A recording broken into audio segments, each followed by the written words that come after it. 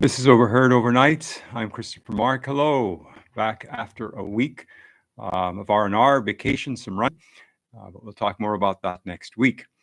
Today, though, we talk about another icon from the 70s, Elvis Presley. And no, Elvis has not left the building. Truly, the king of rock and roll is still with us in spirit. I was reminded of that recently when I learned he had sold over 500 million records in his lifetime. And in 2023, years after his death, he earned over $100 million, coming in at number 2 on the Forbes list of top earning dead celebrities. But let's back up to 1977. In one of the most shocking 70s events, the death of the king of rock and roll on August 16th, 1977, propelled the world into mourning. At the young age of 42, Elvis Presley fans all over the world couldn't believe that they were saying goodbye to their icon, their idol.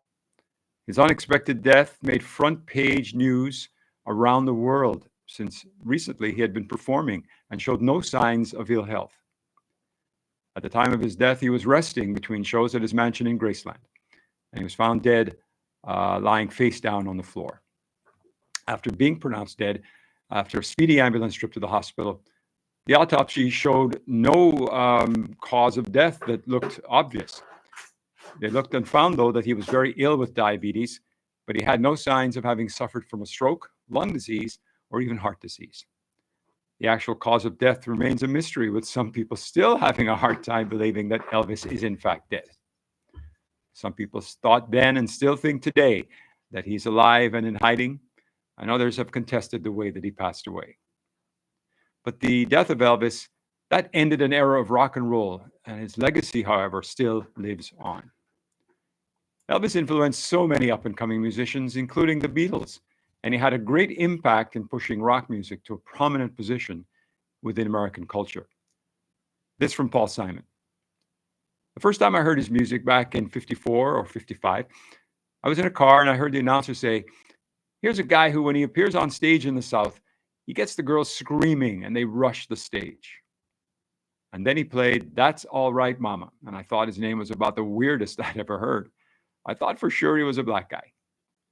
Later on, I grew my hair like him. I imitated his stage act. Once I went all over New York looking for a lavender shirt like the one he wore in one of his albums.